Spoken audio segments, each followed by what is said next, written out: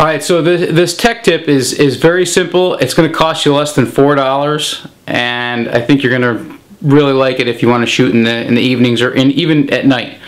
My dilemma was I get home from work, it's dark out, I have no time to practice. Sure, I can shoot in my garage, but that gives me about 4 to 5 yards of practice. I want to go in my yard where I've got 10 to 20 yards to practice. Problem is it's pitch black. So I decided I was going to create a flashlight mount that would mount to my stabilizer on my bow. Now you guys can see I'm using the PSE VibraCheck stabilizer. It's a fatter stabilizer. You can use the thinner stabilizers. You can even use a slightly fatter stabilizer than this. But with the tools that I've got that I picked up from Lowe's, they're going to attach to this very easily. Alright, to start this project, you're going to need 2 of these 1x1 by 1/2 inch tees with the open end like this, and a 1/2 inch nipple to connect the two. I got these at Lowe's for probably $1.70 a piece, and the nipple itself I believe was, I don't know, 40 cents or something like that.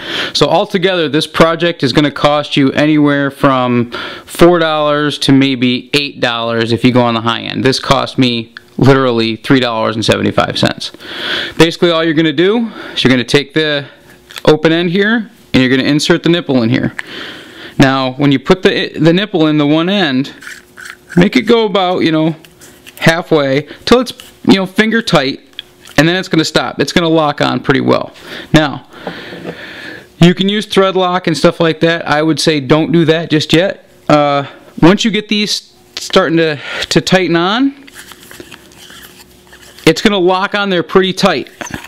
And you want to be real careful that you get it aimed right where you want it to be, because you can see it's already starting to get tight. Personally, I'm going to leave it right about there. Try to get it there.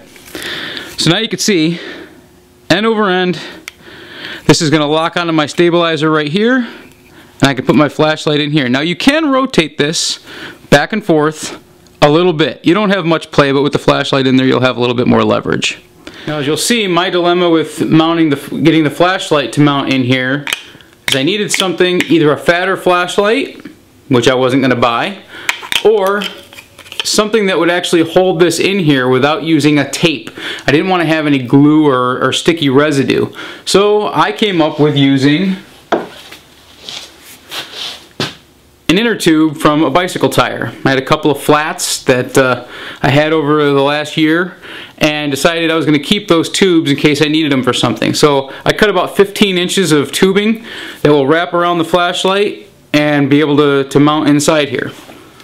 Very simple. You're just going to wrap this fairly snug around the actual flashlight.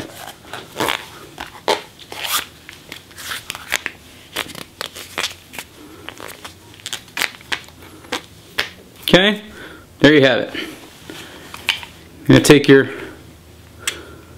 mount, but once you get it in there, it's pretty snug. It's not going anywhere. That expansion of that tubing in there is going to lock it onto your, keep it locked onto your bow. It's not going to move around.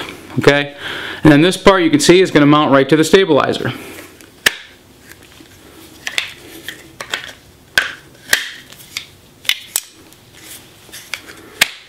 Like so.